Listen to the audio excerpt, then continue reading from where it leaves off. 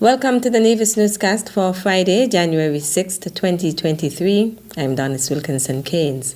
St. Kitts and Nevis Ambassador to the Republic of China, Taiwan, His Excellency Donier Francis, made a courtesy call to Premier of Nevis, the Honorable Mark Brantley, and Junior Minister, the Honorable Janelle Nisbet, on Friday, January 6th. The meeting took place at the office of the Premier at Penny's Estate, where the ambassador presented a donation of pens for the Ministry of Health. These pens are multi-purpose. As you can see, you can add rubbing alcohol or any alcohol-based hand sanitizer to these pens, and also write with these pens. So you write and you clean. And so as a global health and development major, I did global health and development at Taipei Medical University. I thought about the health professionals in St. Kitts and Nevis, and I said, let me donate these pens to them so that we can reduce the instances of health institution-based infections. And so these pens were donated from one of our partners in Taiwan. I contacted him and asked him for these pens, and he said sure.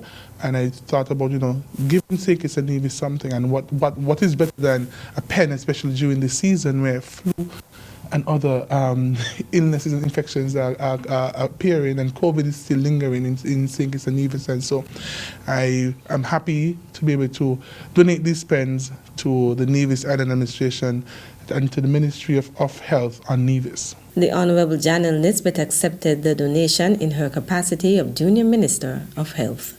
Thank you for this kind donation to the Ministry of Health. These pens are indeed multi-purpose. I've already stolen mine. We can place the hand sanitizer in these and help to be able to ward off diseases such as COVID-19 and the regular flu that we have circulating in the Federation. So I just want to say we appreciate the consideration that you would have had for the island of Nevis and the country at large in bringing back these tokens for us. Premier Brantley welcomed Ambassador Francis to Nevis and expressed appreciation for the gifts. When I was in Taiwan, I remarked at some pens that I saw there, and it appears that His Excellency has remembered, because he has decided that he'll get some of the very pens that we looked at and he'll donate them to the Nevis Island Administration, more specifically to the Ministry of Health. And so we just wanted to extend our welcome to Nevis and welcome home to His Excellency, but also, of course, to thank him for his generosity in bringing this across all those hours of flight time to us here in order to assist the Ministry of Health in its work and the Nevis Island Administration. The Premier also congratulated Ambassador Francis on his appointment and said he looks forward to more good news coming out of St. Kitts and Nevis's long-standing relationship with the government and people of the Republic of China, Taiwan. The government of St. Kitts and Nevis has approved an extension of the Christmas season duty-free concession, gift packages and non-commercial imports of a CIF value of $200, as well as on parcels of foodstuff up to £400 will be allowed the Christmas season concession. Packages received by courier services on or before December 31st, 2022 will be allowed the duty-free concession. General cargo landed by air or sea by Friday, January 13th, 2023 will also enjoy the duty-free concession. All are asked to be guided accordingly. A notice from the Nevis Air and Seaports Authority, NASPA, advises that all fishermen and other members of the general public are asked to take note of the remaining cruiser ship calls in Charlestown. Persons who have their boats next to or anchored in close proximity to the tender pier are asked to have them removed before the arrival of the ships. Normal activity at the port will be restricted.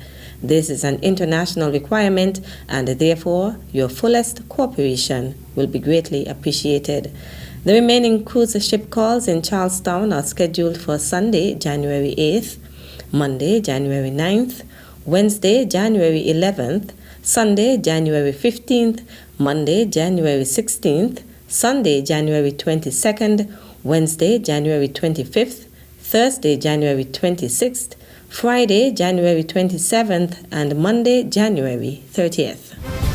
Still to come, improving environmental management through sustainable land management in St. Kitts and Nevis project announces call for scholarship applications. The details after this break. Taxes are the lifeblood of a nation. Feel good about what your tax dollars do in Nevis. As a responsible citizen, your tax dollars protect our environment. Pay your taxes on time. This message was brought to you by the Inland Revenue Department, Nevis. Be a responsible citizen. Welcome back. The Improving Environmental Management through Sustainable Land Management in St. Kitts and Nevis project announces the call for scholarship applications under the project's scholarship initiative. Civil servants who are citizens of St. Kitts and Nevis between the ages of 23 and 45 years are invited to apply for scholarships to pursue a master's degree at any accredited university of their choice in 2023. Scholarships shall not exceed 2 consecutive years inclusive of a thesis, and the maximum scholarship amount to be granted shall not exceed $26,250 per academic year. The master's degree programs must be in one of 5 prioritized thematic areas for the project: graphic information systems, land use planning, sustainable land management, climate change and or climate smart agriculture, or environmental management or ecosystem restoration. Completed applications must be delivered to the Ministry of Human Resources by March 31st, 2023. For additional guidance or to request an application form, contact the Ministry of Human Resources in Nevis at 469-5521, extension 5163, 5164, or 5166, or the Ministry of Human Resources in St. Kitts at 467-1323. Meantime, the Ministry of Human Resources is now accepting applications from persons wishing to pursue higher education and are interested in receiving financial assistance from the Nevis Island Administration. A person may apply for financial assistance whether or not he or she is employed by the NIA.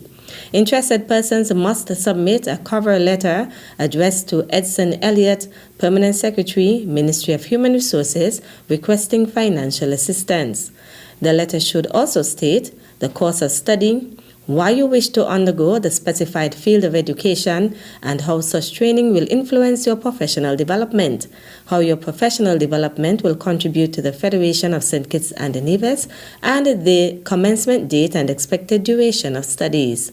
Applicants should also submit an original university acceptance letter, a breakdown of course fees from the respective university, a completed financial assistance application form, and your birth certificate or certificate of citizenship, as the applicant must be a Nevisian. Financial aid awardees will be required to fulfill bonding obligations with the NIA.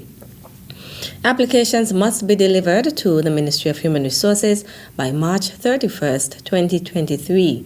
For additional guidance, contact the Ministry of Human Resources at 469-5521, extension 5163, 5164, or 5166. That's it for this edition of the Nevis Newscast. I'm Donis Wilkinson Keynes.